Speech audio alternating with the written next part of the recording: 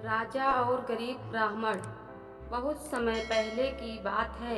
एक राज्य में एक न्यायप्रिय और दयालु राजा शासन करता था।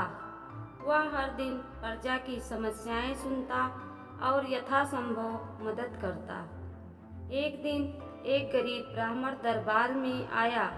उसके कपड़े फटे हुए थे और वह बहुत थका हुआ लग रहा था। उसने राजा को प्रणाम किया और बोला, महाराज, मैं एक निर्धन ब्राह्मण हूँ। कई दिनों से भूखा हूँ। कृपा करके मेरी सहायता कीजिए। राजा ने ब्राह्मण की हालत देखी और सोचा कि इसे हमेशा के लिए राहत मिलनी चाहिए। उसने अपने मंत्री से कहा, इस ब्राह्मण को एक बंजर जमीन का टुकड़ा दे दो और कुछ बीज भी, ताकि वह खेती कर सके और आत्मनिर्भर बन सके। ब्राह्मण ने धन्यवाद कहा और जमीन पर जाकर मेहनत से खेती करने लगा। धीरे धीरे उस बंजर जमीन पर फसलें उगने लगी। कुछ ही वर्षों में वह ब्राह्मण संपन्न हो गया। एक दिन वही ब्राह्मण फिर दरबार में आया और राजा को धन्यवाद देते हुए बोला, महाराज, आपकी कृपा से मैं भूखा नहीं हूँ, बल्कि दूसरों को भी भोजन दे सकता हूँ। राजा मुस्कुराया और बोला, यही सच्चा दान है, जब जरूरतमंद को सहायता दी जाए ताकि वह फिर से अपने पैरों पर खड़ा हो सके। समय बीतता गया। ब्राह्मण अब केवल अपने लिए ही नहीं, बल्कि अपने गांव के और भी गरीब लोगों की मदद करने लगा। वह बच्चों को शिक्षा देता, बीमारों का इलाज करवाता और किसी को भूखा नहीं सोने देता। राजा को जब यह बात पता चली तो वह बहुत प्रसन्न हुआ। एक दिन राजा ने ब्राह्मण को फिर दरबार में बुलाया और कहा, ब्राह्मण देव, आपने मेरी दी हुई सहायता का जो सदुपयोग किया है वह एक मिसाल बन गई है। मैं चाहता हूँ कि आप राज्य के बाकी गांवों में भी ऐसे ही सेवा कार्य करें।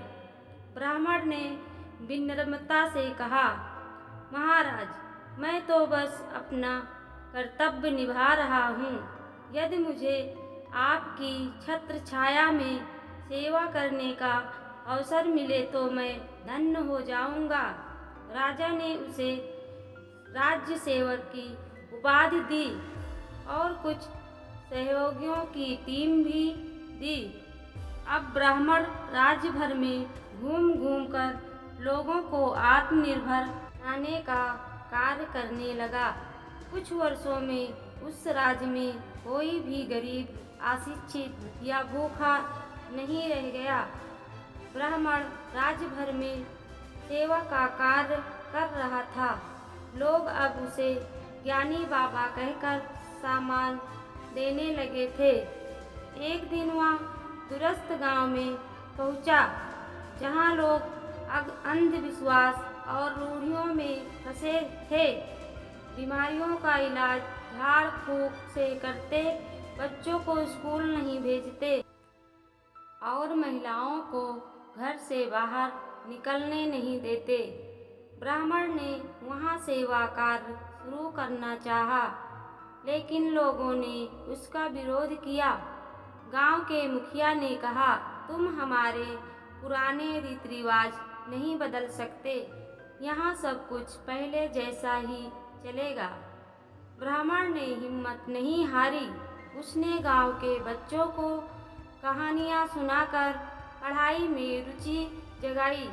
बीमारों का इलाज जड़ी बूटियों और दवाइयों से किया और धीरे धीरे गांव वालों को समझाया कि ज्ञान और विज्ञान कैसे जीवन बदल सकते हैं। धीरे धीरे बदलाव आने लगा।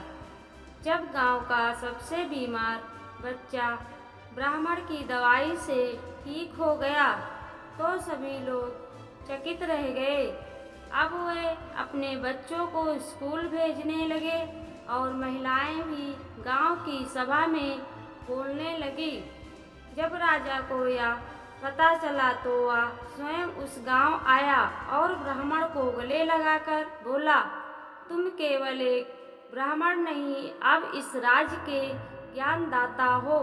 अब पूरा राज्य ब्राह्मण की बुद्धि, सेवा और संयम का आदर करता था।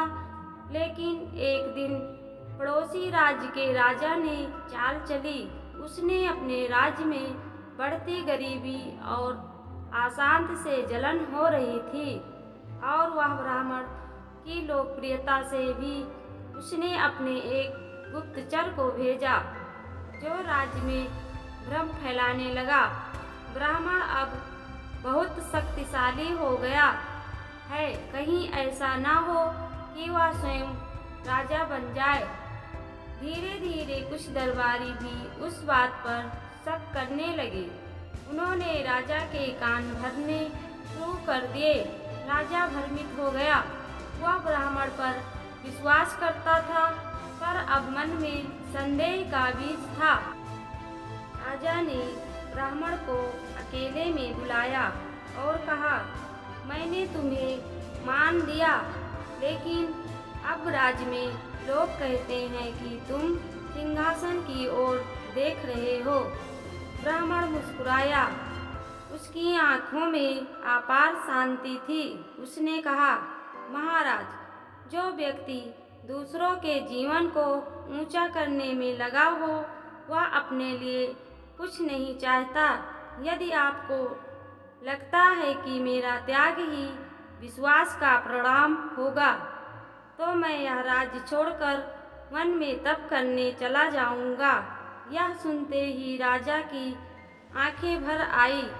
उसने अपनी भूल का एहसास हुआ। वह ब्राह्मण के पैरों में गिर पड़ा और बोला, तुमने जो आज फिर ज्ञान का सबसे बड़ा पाठ पढ़ाया, त्याग का। राजा को ब्राह्मण के शब्दों ने गहरे तक छुआ। उसने महसूस किया कि सत्ता और संपत्ति का कोई अर्थ नहीं है जब तक उसका उद्देश्य लोगों की भलाई नहीं होता। ब्राह्मण का त्याग और उसकी निस्वार्थ सेवा ने राजा को पूरी तरह बदल दिया। वह अब अपने राज्य में सिर्फ शासन करने वाला राजा नहीं था, बल्कि एक सेवक बन गया था। राजा ने एक दिन पूरे राज्य को सभा में बुलाया और ब्राह्मण के बारे में सबको बताया। वह बोला, आज से हम सबको याद रखना होगा कि सिर्फ शक्ति से नहीं बल्कि सेवा से ही समाज में बदलाव आता है। ब्राह्मण ने मुझे यह सिखाया। राजा ने ब्राह्मण को फिर से सम्मानित किया, लेकिन इस बार उसने ब्राह्मण से राज्य की सच्ची स्थिति पर विचार करने को कहा।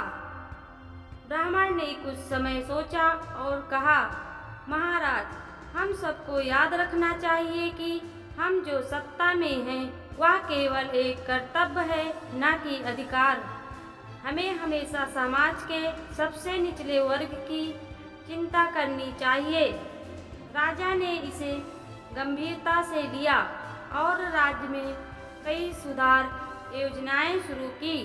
उसने किसानों के लिए आसान ऋण की व्यवस्था की, महिलाओं के लिए शिक्षा और स्वास्थ्य सुविधाएं बढ़ाई और बच्चों को हर जगह स्कूल भेजने की योजना बनाई।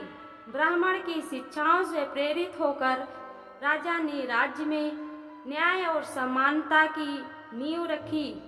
राजा और ब्राह्मण का संबंध केवल एक शासक और सलाहकार नहीं बल्कि एक गुरु और शिष्य का हो गया। राज्य में खुशहाली और समृद्धि का दौर आया। कहानी से शिक्षा, सच्ची मदद वही होती है जो किसी को आत्मनिर्भर बना दे। एक छोटी सी मदद अगर सही हाथों में जाए तो वह एक पूरे समाज को बदल सकती है। सच्चा बदलाव केवल धन देने से नहीं बल्कि अज्ञान को दूर करने से आता है। जिसका दिल सच्चा हो उसे सत्ता की नहीं सेवा की इच्छा होती है और सबसे बड़ा त्याग बिना कहे किया जाता है।